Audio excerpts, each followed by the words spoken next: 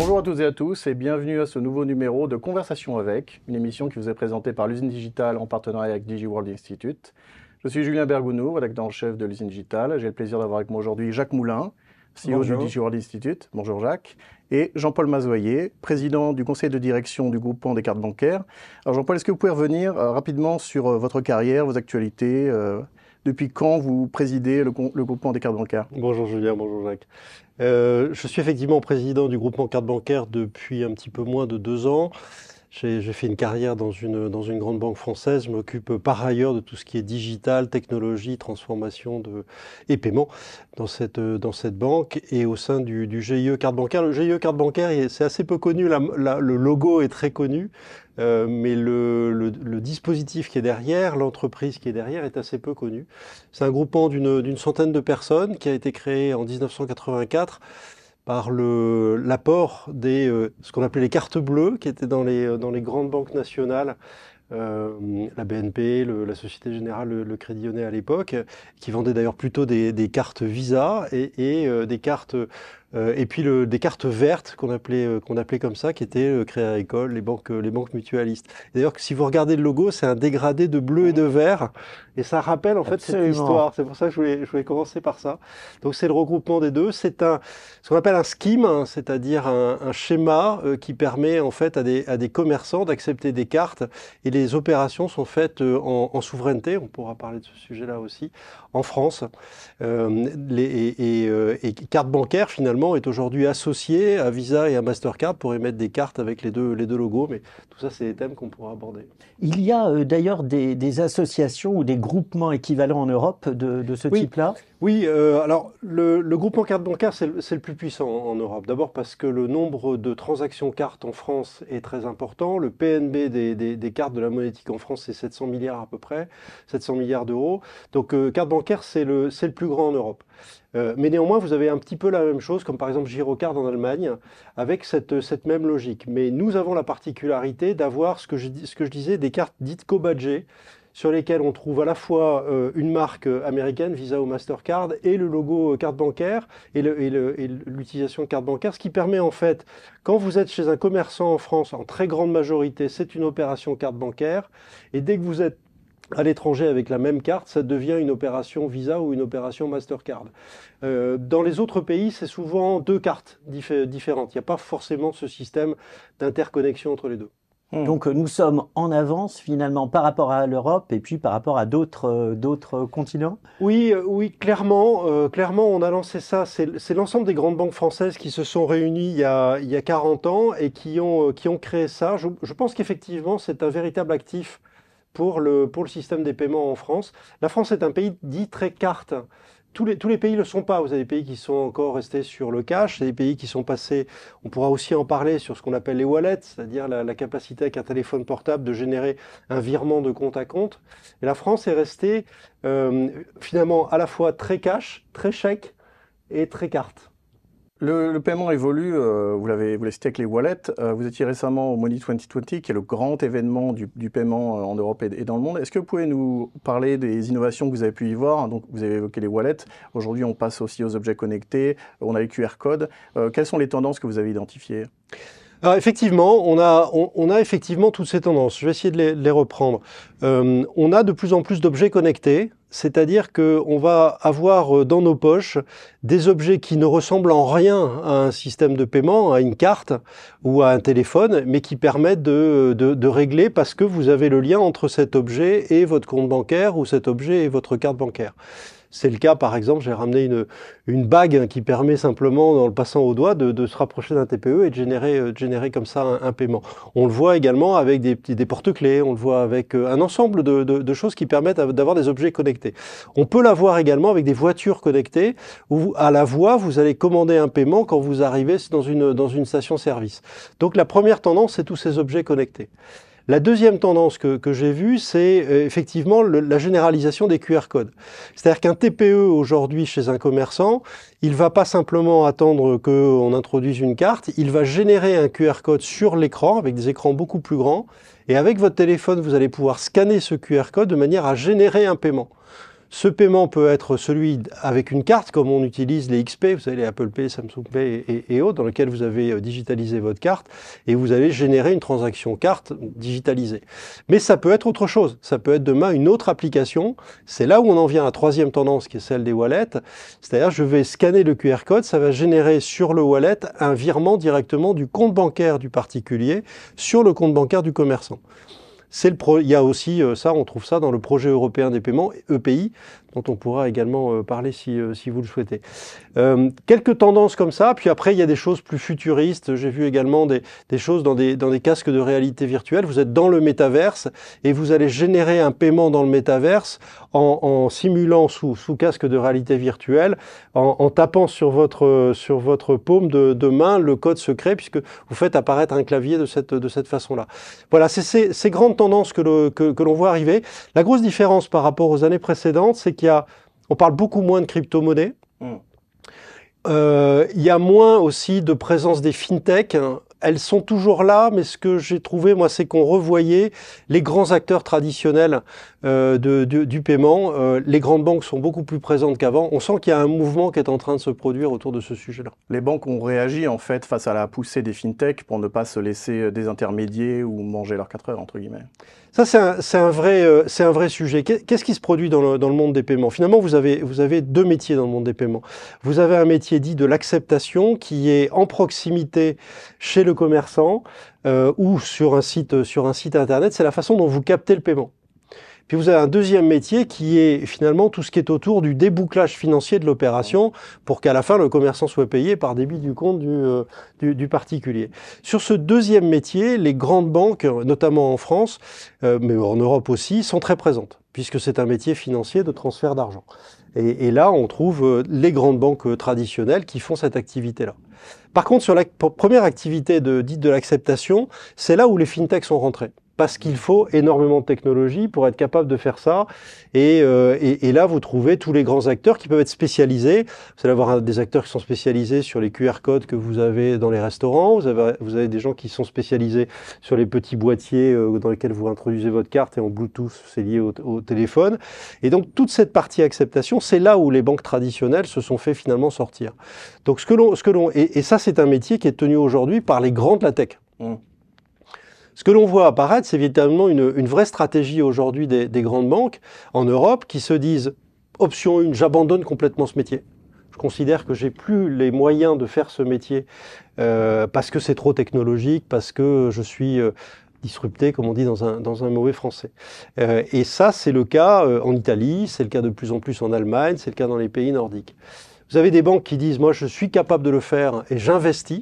Je crée des sociétés qui sont capables de faire ça. » En y mettant les moyens technologiques, humains, en recherche et développement pour être capable de le faire. Mais c'est des montants de plusieurs centaines de millions d'euros par an en recherche et développement.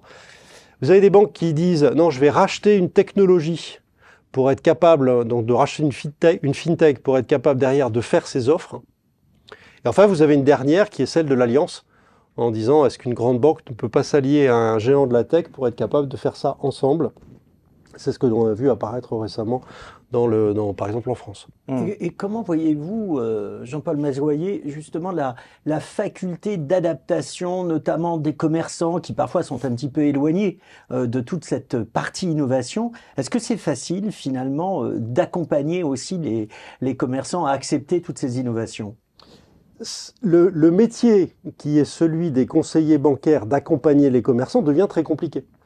Parce que vous ne parlez plus de la façon de capter le paiement. En gros, vous n'allez plus voir le commerçant pour lui dire « je te vends un TPE ». Vous allez voir le commerçant pour lui parler augmentation de son chiffre d'affaires, utilisation de la data sur ses clients, donc données personnalisées sur les clients et pas simplement un numéro de carte face à un panier, invisibilité de l'acte de paiement dans l'acte d'achat, de manière à diminuer le taux d'abandon, vous connaissez ça hein, sur les sites internet. Et finalement, c'est un discours qui doit être tenu par des gens qui sont très tech et qui sont capables, ou très axés sur le commerçant, capables de lui parler de ça, et pas simplement d'un abonnement sur un TPE.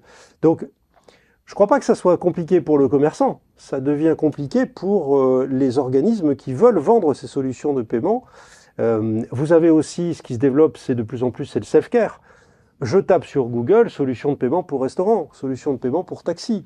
Et je tombe immédiatement sur des solutions, des entreprises qui vous proposent un achat en self-care du dispositif et qui vous l'envoient par transporteur et dans les 2 heures, 3 heures ou dans la journée, vous l'avez. Et 3 minutes après, vous avez capté votre premier paiement puisque c'est juste une interconnexion Bluetooth avec le téléphone portable. Donc c'est un sujet de technologie, c'est un sujet d'offre, c'est un sujet de distribution, c'est un sujet de marque et c'est un sujet de logistique. Et ça devient un métier qui se structure autour de tout ça. Et l'avantage des startups aujourd'hui, c'est qu'elles sont capables de faire tous ces métiers-là. Et pas simplement de faire uniquement la technologie. Aujourd'hui, sans citer de marque, mais quand vous avez ces petits boîtiers blancs qui sont liés au téléphone, la société vous développe l'intégralité, la technologie jusqu'à la logistique.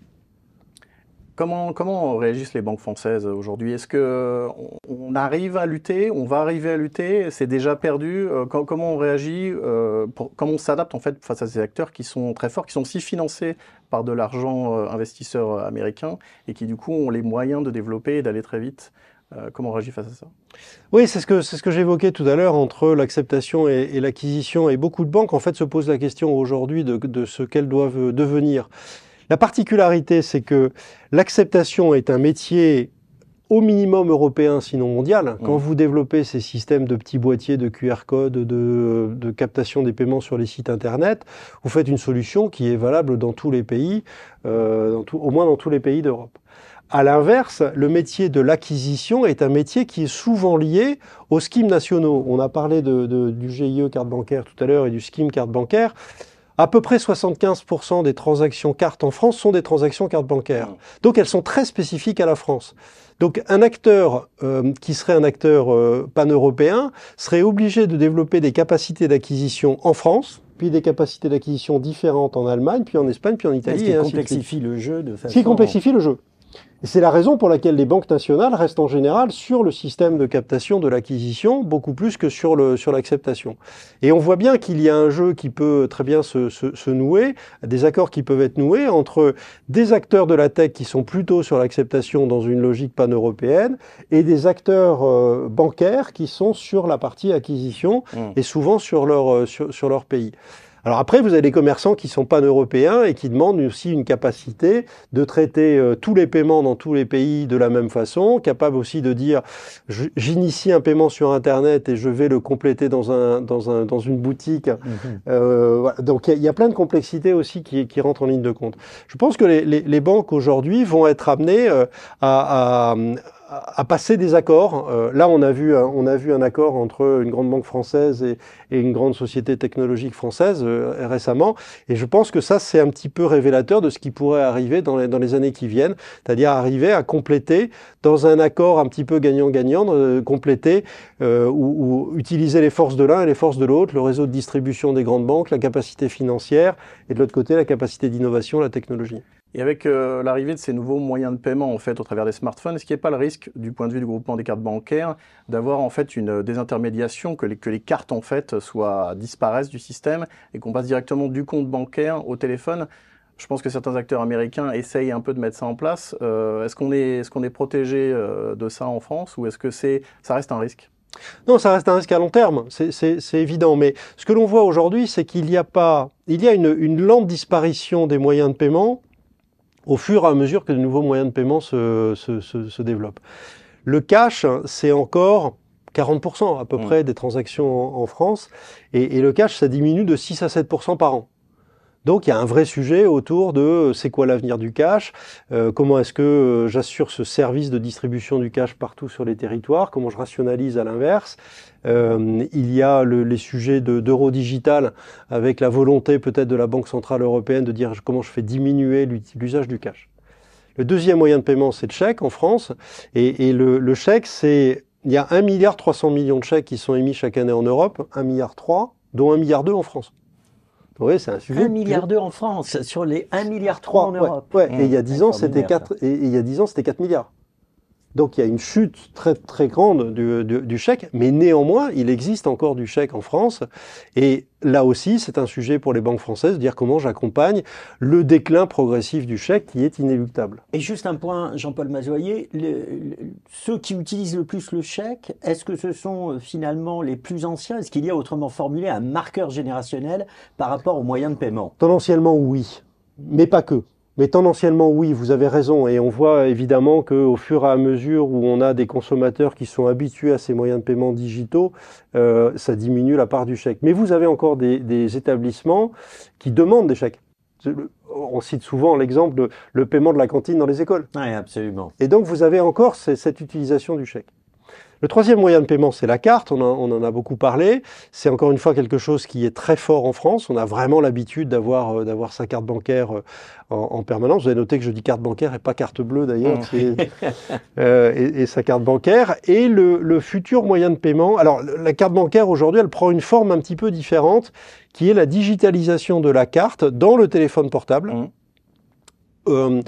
Et qui vous permet en plus de pouvoir payer avec le téléphone portable, mais demain aussi de pouvoir payer sur Internet. C'est-à-dire que j'ai pas besoin, je peux digitaliser ma carte chez des commerçants en ligne, et ce qui me permet très rapidement de faire le paiement. Mais ça reste des transactions cartes, ça utilise les rails cartes comme on dit, pour être capable de générer le paiement. Et puis le troisième ou le quatrième moyen de paiement qui va se développer, c'est effectivement ce que vous avez évoqué, c'est-à-dire les wallets, les systèmes qui permettent, en scannant un QR code ou en tapant un numéro de portable depuis un autre téléphone portable, de générer un virement de compte à compte depuis le compte du particulier sur un compte d'un autre particulier ou chez un commerçant. Aujourd'hui, ça existe déjà. En France, c'est Pélib, par exemple. Si j'ai envie de vous faire un virement, il suffit que je connaisse votre numéro de portable. Les banques françaises ont chargé la correspondance numéro de compte, numéro de portable, et ça génère immédiatement un virement de compte à compte. Et chez les commerçants, de plus en plus, on verra apparaître ce que j'évoquais tout à l'heure, les QR codes. Je vais scanner le QR code avec mon application et ça va générer automatiquement un virement depuis mon compte bancaire. Donc ça, on sait que c'est l'avenir. On sait que ça va prendre de l'importance. Il y a certains pays, je pense aux Pays-Bas notamment, puisque Monnaie 2020 que vous citiez est à Amsterdam, certains pays sont déjà passés sur le wallet, on a quasiment plus de cartes aujourd'hui. Quasiment plus de cartes. Et donc, vous générez immédiatement un paiement avec votre téléphone portable. On sait que c'est l'avenir en tendance. Donc, il y aura forcément à accompagner ça. Mais je ne crois pas à une disparition de la carte dans les prochaines années. Ça va se faire très, très lentement. Oui, et puis le groupement évolue, comme vous le disiez, avec la digitalisation. Sur ce sujet, vous avez évoqué l'euro numérique. À quel horizon on se situe pour l'euro numérique et quel potentiel ça a, pareil, pour révolutionner? Est-ce que ça va remplacer le cash tel qu'on connaît? Est-ce que ça va venir s'imbriquer en collaboration avec? Alors ça, c'est une bonne question. Il y a de la volonté, en fait, par les grandes banques, qu'elles soient chinoises, américaines, européennes, de créer des monnaies digitales. Alors au départ, c'était véritablement pour contrer les monnaies digitales privées. Vous savez, les projets par exemple de Facebook, de dire je crée une monnaie auprès de mes milliards d'abonnés et ça permet de générer des virements entre eux. Donc les banques centrales ont réagi en disant non, je vais mettre ça en place moi-même, ce qui est un moyen de diminuer effectivement le cash. Quand aujourd'hui vous retirez de l'argent de votre banque, l'argent n'est plus sur le bilan de la banque, il est sur le bilan de la Banque Centrale Européenne. Et vous avez l'anonymat, évidemment, du paiement.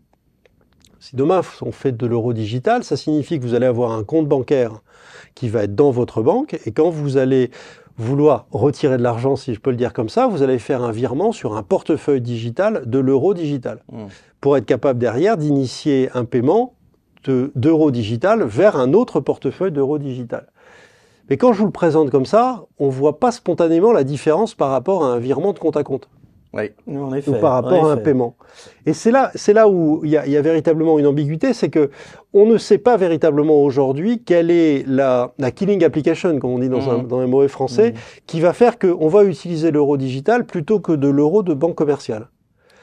Il y a un sujet qui pourrait être très intéressant, c'est ce qu'utilisent des pays peut-être moins démocratiques, c'est ce qu'on appelle l'argent dirigé. C'est-à-dire que vous êtes capable en finance publique de dire je verse de l'argent de façon très particulière sur des comptes de famille en ciblant le besoin. Exemple, je vous donne 100 € pour acheter de l'essence, mais uniquement valable jusqu'au 31 décembre de l'année en cours. Et à la fin des 30... D'abord, vous ne pouvez pas l'utiliser pour faire autre chose que de l'essence, parce que sinon l'euro n'est pas crédité. Et ensuite, c'est jusqu'au 31 décembre. Si vous ne l'avez pas utilisé, le 31 décembre, il a disparu de votre compte. Ça, c'est de l'argent dirigé. Intéressant en finance publique parce que ça vous permet de cibler exactement ce que vous voulez faire, un petit peu intrusif en matière de liberté. Compliqué du point de vue liberté individuelle. Mais là, c'est véritablement quelque chose que vous ne pouvez pas faire avec de l'argent de banque commerciale, avec de l'euro de banque commerciale. Mais c'est pas un terrain pour l'instant qui est utilisé. Donc aujourd'hui, on voit pas véritablement quel va être le véritable plus par rapport à de l'argent, à l'utilisation de l'euro de banque commerciale. L'horizon de temps, quelques années. La Banque Centrale Européenne veut aller vite, mais on ne sait pas très bien. On ne sait pas très bien encore comment tout ça va s'imbriquer, qui va développer, qui va tenir les centaines de millions de portefeuilles de comptes d'euros digital. Est-ce que ce sont les banques commerciales qui vont le faire, mais c'est très compliqué parce que c'est pas sur leur bilan, même si elles ont l'infrastructure pour le faire. Est-ce que la Banque Centrale Européenne va gérer elle-même 300 millions de comptes informatiques pour ça? Compliqué. Qui va faire ce qu'on appelle le KYC, vous savez, la connaissance pour entrer en relation? Ou est-ce que je vais offrir un portefeuille d'euros digital sans contrôler l'identité? Plein de questions qui se posent autour de ce sujet et qui ne sont pas encore résolues. Donc ça risque de prendre quelques années quand même. Jean-Paul Mazoyer, vous parlez finalement beaucoup innovation. Et vous savez qu'au sein du DigiWorld Institute, l'innovation, la recherche est un des thèmes essentiels puisque nous créons finalement l'avenir et nous créons l'Europe de demain. Comment voyez-vous notamment l'intervention du groupement carte bancaire par rapport justement à certains instituts de recherche? Je crois d'ailleurs qu'il y a une chaire qui est tenue avec la Banque Postale, Télécom ParisTech, l'Université Panthéon-Assas et l'Institut Louis Bachelier. L'Institut Louis Bachelier abrite notamment la Fondation du monde numérique que le DigiWorld Institute a lancée. Quelle est selon vous justement cette part que le groupement carte bancaire peut apporter à l'innovation, à la recherche?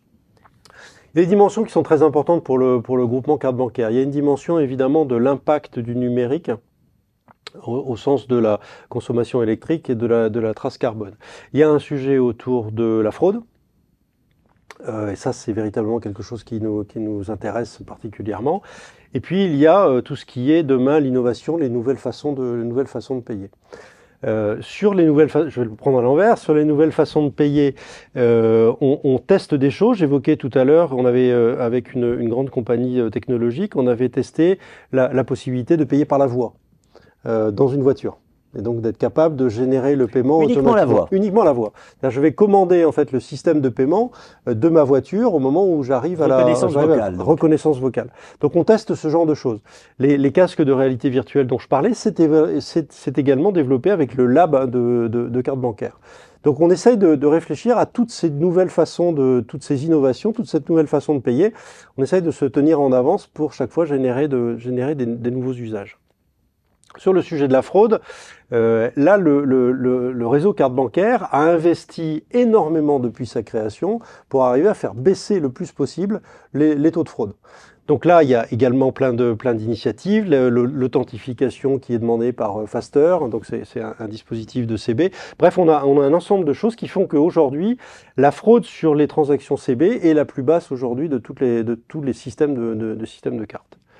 Et puis sur le troisième, ou le premier tout à l'heure, qui était celui sur l'impact carbone, on a fait une étude, je crois que c'était en 2022, on a regardé combien coûtait une transaction carte bancaire en équivalent tonne de carbone. Et c'est 3 grammes, hein, c'est le chiffre qu'on a trouvé, 3 grammes par transaction, ce qui en fait le moyen le moins élevé, le moyen de paiement le moins coûteux en matière de trace carbone. Et là aussi, on travaille avec nos membres autour de qu'est-ce que l'on peut faire encore pour diminuer cette trace carbone. Notamment, vous le voyez aussi de plus en plus dans les magasins, on vous demande si vous voulez imprimer le ticket de carte bancaire. Avant, c'était obligatoire. Vous passiez, ça générait. Maintenant, on vous demande si vous voulez le générer. On travaille également sur des cartes qui ont une durée de vie plus longue pour éviter de les remplacer trop fréquemment. On travaille sur les nouveaux matériaux pour les cartes. On travaille sur du recyclage autour des cartes de manière à avoir de la même façon ces diminutions. Et puis, comme on est utilisateur de technologie, on travaille avec nos partenaires technologiques sur la façon de diminuer cette trace. La chaire que vous avez citée, carte bancaire est associée spécifiquement sur la partie moyen de paiement en essayant de réfléchir à toutes ces dimensions.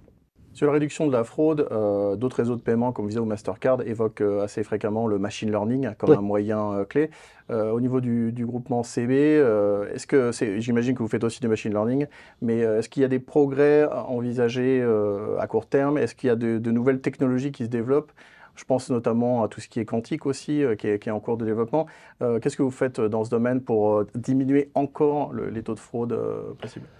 Oui, on utilise l'intelligence artificielle depuis quelques années au niveau du GIE carte bancaire pour être capable de déterminer, en fonction d'un achat qui se présente, la probabilité que ce soit un paiement fraudé. Alors c'est quoi? Ça va être sur les habitudes du porteur de la carte, les habitudes du commerçant lui-même, c'est-à-dire par rapport à son panier moyen, l'horaire auquel est fait l'achat. Enfin, il y a plein de critères qui permettent de dire là, il y a un risque de fraude. Et derrière, ça génère automatiquement des interrogations à la banque du porteur de la carte pour confirmer l'identité et la véracité de l'information. Donc on utilise ça au niveau du groupement carte bancaire pour arriver à diminuer encore ce taux de fraude.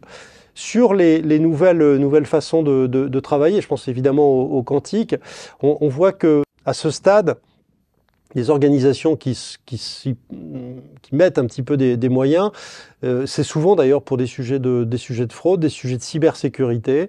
On l'a pas encore avancé au niveau de carte bancaire. Il y a certaines grandes banques qui sont nos adhérents qui se sont lancés sur ces sujets-là. C'est aussi, j'ai cité la cybersécurité, ça peut être sur les formules de calcul pour les banques de marché. Il y a différentes hypothèses. Donc là, on voit aussi apparaître dans notre communauté financière des grandes banques françaises cette volonté d'utiliser ou de comprendre ces technologies. Donc ça va venir également dans les années qui viennent. Sur la cybersécurité, justement, est-ce qu'il y a des actions un petit peu de pointe qui sont actuellement menées par le groupement carte bancaire? Parce que on le voit, les attaques, notamment que ce soit vis-à-vis des collectivités territoriales, mais aussi vis-à-vis des institutions bancaires sont nombreuses. Quelles sont les actions, le plan d'action que vous menez par rapport à ce sujet? La principale action, de toute façon, c'est celle de la sensibilisation, que ce soit au sein des entreprises, vis-à-vis des entreprises elles-mêmes quand elles sont attaquées, ou que ce soit vis-à-vis des salariés d'une entreprise, ou que ce soit vis-à-vis des clients. De toute façon, c'est d'arriver à sensibiliser, expliquer à nos porteurs de cartes pour carte bancaire quelques gestes habituels, simples, de bonne hygiène de cybersécurité. Et là, je sais que de nombreuses organisations déploient des moyens de sensibilisation importants. Au sein de la communauté des banques en France, on avait lancé il y a quelques années une initiative qui était une campagne à destination de nos clients qui s'appelait la Hack Academy et qui permettait de façon humoristique de raconter quelques techniques habituelles de cybersécurité. Donc la première règle, c'est évidemment celle de la sensibilisation. Ce que l'on voit, c'est une multiplication de ces attaques. Depuis la crise sanitaire, on a une multiplication énorme de ce nombre d'attaques qui sont générées de façon totalement automatique. Donc ça touche tout le monde. Ça touche le porteur de la carte ou simplement le particulier qui utilise un site internet, mais ça touche également des entreprises qui se retrouvent cryptoloquées.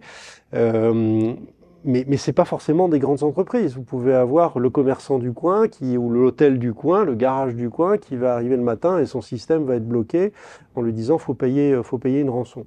Et ce que l'on voit, c'est la difficulté pour ces acteurs de se retourner à ce moment-là, de se dire qu'est-ce que j'ai pas fait avant, vers qui je me retourne par rapport à cette difficulté.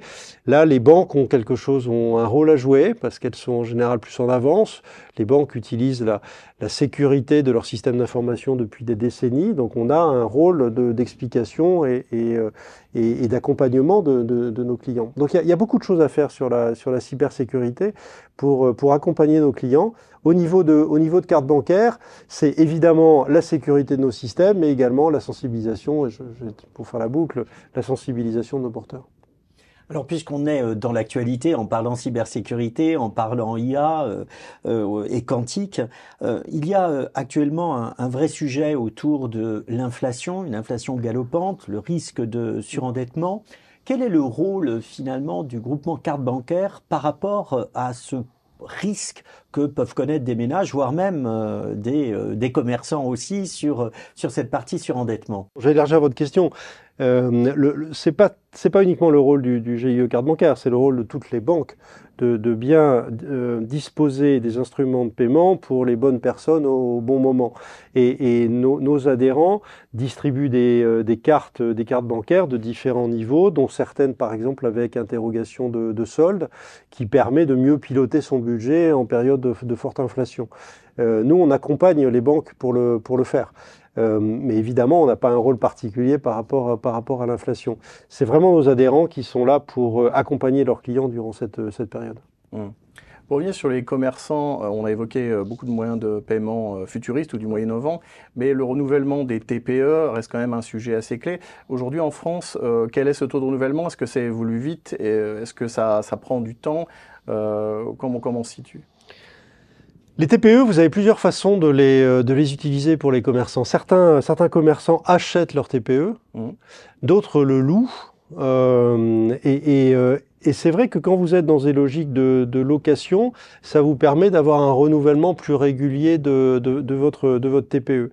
Donc là, et chaque fois qu'il y a aussi une innovation, ça nécessite de faire évoluer le TPE et ou le logiciel qui est sur le TPE.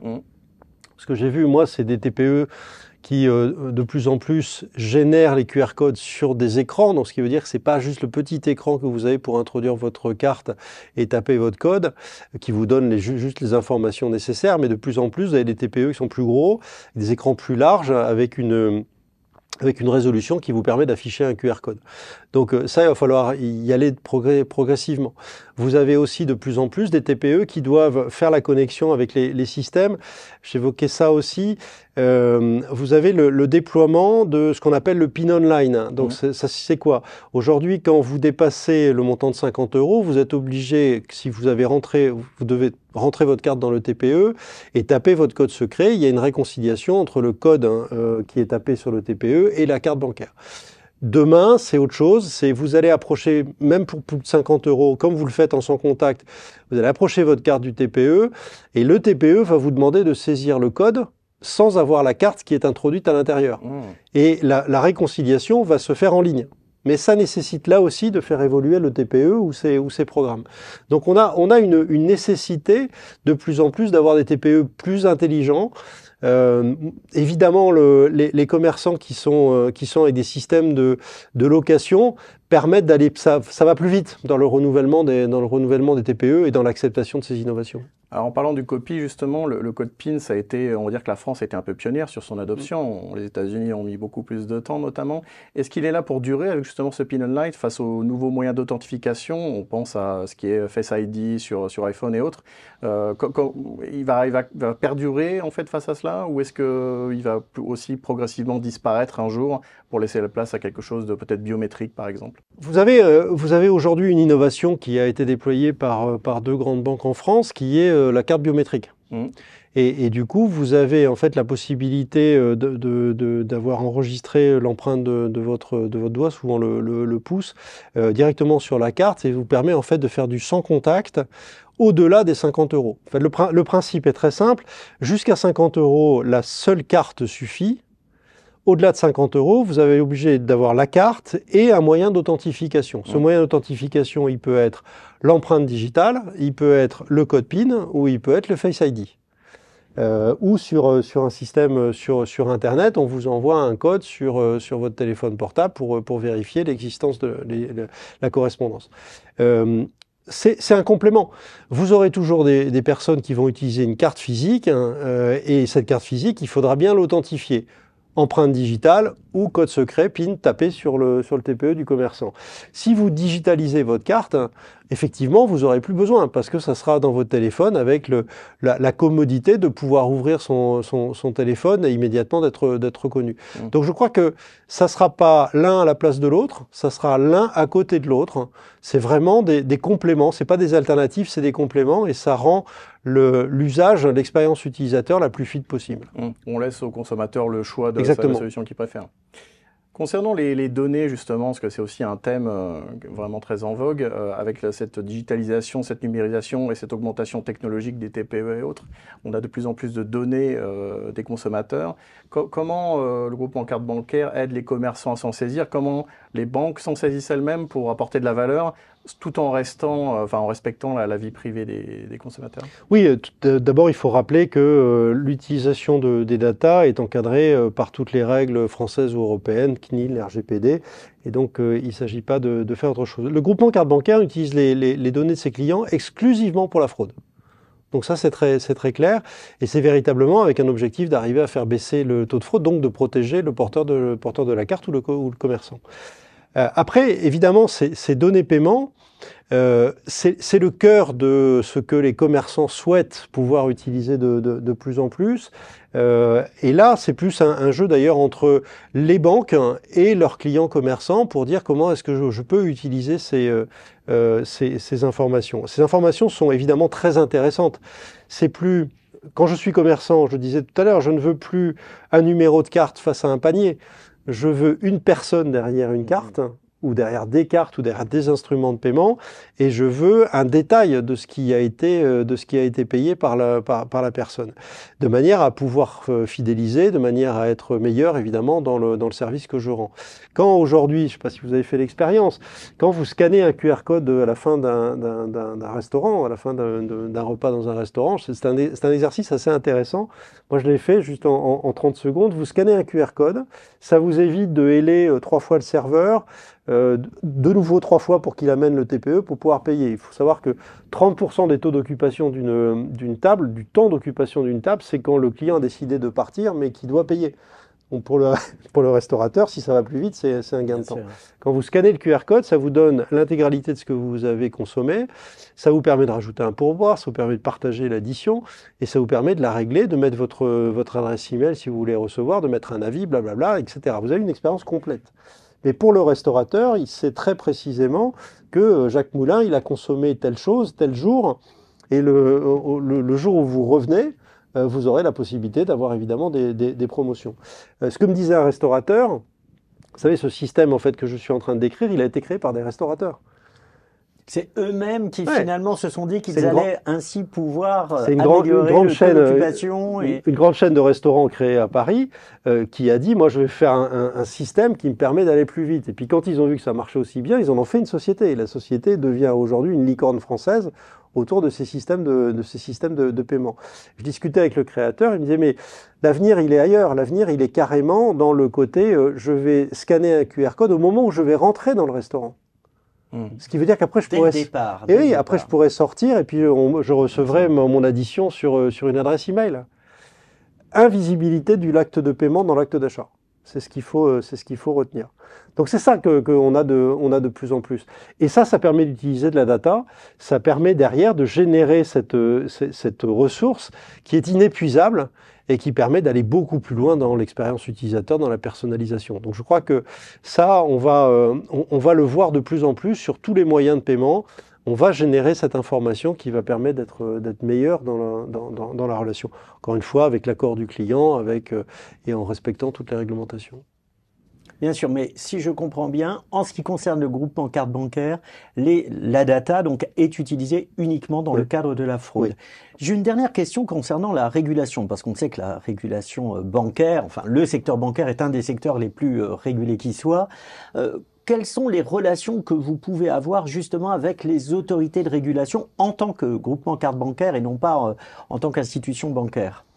On est finalement l'interlocuteur privilégié des autorités sur tout ce qui est moyen de paiement, puisque finalement, nous, on a une visibilité sur les paiements des Français qui est extraordinaire. Je disais, 75 ou 80% des paiements cartes aujourd'hui, c'est du carte bancaire, et à peu près le même chiffre de la consommation courante des Français passe par des cartes bancaires, donc passe par CB.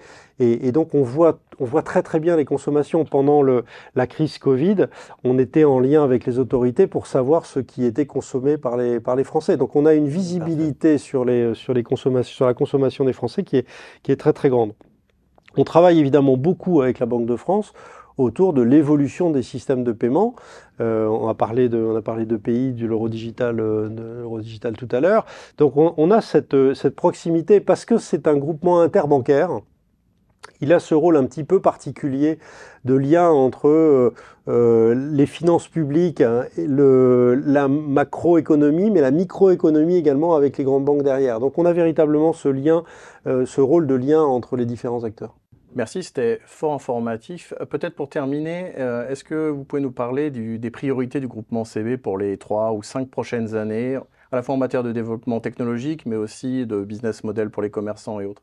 La priorité, d'abord, on a un sujet de reconnaissance de la marque. Je disais, le petit logo est très très connu, mais si vous interrogez les Français, ils savent pas véritablement à quoi sert cet organisme. Moi, je me souviens quand j'ai été élu président du GIE carte bancaire, j'ai un ami qui m'a dit ah bah tiens, justement, il faut que je te demande, ma carte bleue n'a pas marché à New York. Là, je dis, oui, il va falloir que je t'explique quand même. Carte bleue, la France, New York, etc. Et on voit bien qu'il y a une méconnaissance totale de ce qu'est carte bancaire. C'est d'ailleurs vu beaucoup plus comme une sorte de réassurance par la sécurité que comme un véritable système de paiement. C'est presque un logo de confiance, hein, plus que comme un système de paiement. Les gens ne comprennent pas que c'est un outil de souveraineté pour les paiements en France et que c'est finalement en France concurrent des grands réseaux Visa, Mastercard, hein, c'est vraiment un concurrent et allié à l'international. Donc on a un vrai sujet de reconnaissance. Pourquoi je dis un sujet de reconnaissance? Quand vous êtes sur Internet, vous êtes souvent confronté avec choisissez votre moyen de paiement et vous cliquez sur un des logos. Visa en général. Visa ou Mastercard, ouais, exactement, en fonction de ce que vous avez. Vous avez tout à fait raison. Il faut savoir que la loi, c'est que c'est le commerçant qui choisit le réseau par lequel il souhaite que vous passiez la transaction. Et vous, en tant que particulier, vous avez la possibilité de changer. On ne le sait pas toujours, parce qu'on n'a pas conscience de ces sujets-là. Mais quand vous avez une carte qui est Visa et carte bancaire, chez un commerçant, vous pouvez choisir de passer par Visa ou de passer par carte bancaire. L'intérêt pour le commerçant, c'est que c'est beaucoup moins cher quand c'est du CB. Pardon d'être aussi direct. L'intérêt pour le particulier, ça dépend des sujets, ça dépend des achats que vous faites. Mais vous avez la possibilité en physique, quand vous avez un TPE, vous tapez sur la touche orange et ça vous donne le choix du réseau par lequel vous allez passer. Personne ne le sait. Personne ne le sait. C'est clair. Personne ne le sait. Mais c'est le commerçant qui choisit. Et sur Internet, c'est le commerçant qui choisit et vous avez la possibilité de changer. Là, on est passé sur quelque chose qui est un peu différent puisqu'on vous demande de choisir à l'avance. Alors, tous les logos sont pas cliquables et quand vous commencez à taper votre numéro de carte, ça reconnaît si c'est une carte Visa, Mastercard et si elle est co-badgée avec CB, le commerçant peut avoir décidé que le paiement sera celui de CB. Mais tout ça, vous voyez, c'est des sujets qui sont pas très compliqués, mais qui sont aujourd'hui pas expliqués aux commerçants et pas expliqués aux porteurs. Donc, on a un sujet d'abord de notoriété, d'explication, parce que chaque fois que vous allez choisir un autre logo, bah, ça fait des diminutions par rapport au volume d'affaires de cartes bancaires. Et on voit d'ailleurs qu'on peut avoir une érosion de nos parts de marché liée à ça.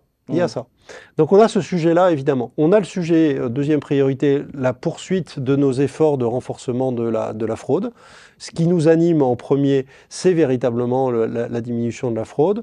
On a des sujets d'innovation, on en a parlé. On a des sujets également autour de l'identité numérique. On a un projet interbancaire qui s'appelle BeConnect et qui vous permet en fait sur les sites internet d'avoir ce système grâce à votre code secret bancaire de rentrer sur des sites internet en étant reconnu. Voilà, on a un certain nombre d'initiatives comme ça. Le rôle de carte bancaire, c'est véritablement la norme, la fraude et l'explication et l'innovation. Cette partie évangélisation, notamment sur l'aspect souverain du réseau carte bancaire, était très intéressante et j'espère que nos auditeurs en auront bien pris note. Merci Jean-Paul Moisoyer, merci énormément. C'est la fin de ce deuxième numéro de Conversation avec. À bientôt pour le prochain.